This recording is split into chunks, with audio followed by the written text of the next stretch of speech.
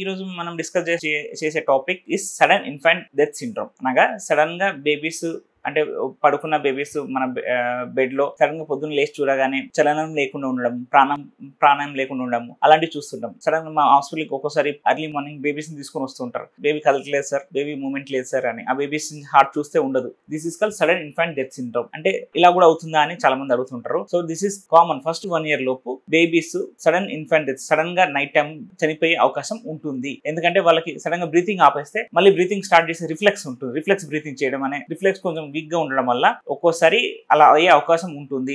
ఏటా సంవత్సరం ప్రపంచవ్యాప్తంగా 3500 మంది పిల్లలు సడన్ ఇన్ఫాంట్ డెత్ సిండ్రోమ్ బారిన పడి చనిపోతున్నారు. సో అందుకోసమే ఫారిన్ కంట్రీస్ లో, వెస్టర్న్ కంట్రీస్ లో ముఖ్యంగా బేబీస్ పేరెంట్స్ అండ్ బిడ్డ ఒకే బెడ్ పైన షేర్ చేసుకోవడం అనేది నిషేధం. So share the room but not share the bed అని చెప్తుంటారు. But Indian culture is that mother and baby okay bed పైన పడుకొని ఉంటారు. దాంతో సడన్ ఇన్ఫాంట్ డెత్ రిస్క్ అనేది ఎక్కువ ఉంటుంది. బట్ కలిసి ఉంటే బెనిఫిట్స్ కూడా ఉంటాయి. కాబట్టి సో ఇది మన కల్చరల్ గా వస్తుంది. మదర్ బేబీ ఒకే దగ్గర పడుకోవడము ఇది మనం ఆపలేం. కానీ కొన్ని జాగ్రత్తలు తీసుకుంటే సడన్ డెత్ సిండ్రోమ్ అనేది అవకాశం తగ్గించే అవకాశం ఉంటుంది. ముఖ్యంగా బెడ్ అనేది ఫ్లాట్ గా ఉండాలి, హార్డ్ ఫర్మ్ సర్ఫేస్ ఉండాలి, మరి సాఫ్ట్ గా ఉండడము, ఎత్తొంపులు ఉండడము, వాటితో పాటు సాఫ్ట్ టాయ్స్ కొన్ని చుట్టుపక్కల పెట్టుకుంటుంటారు babies. Maximum soft toys avoid చేయడం ఇస్ ఇంపార్టెంట్.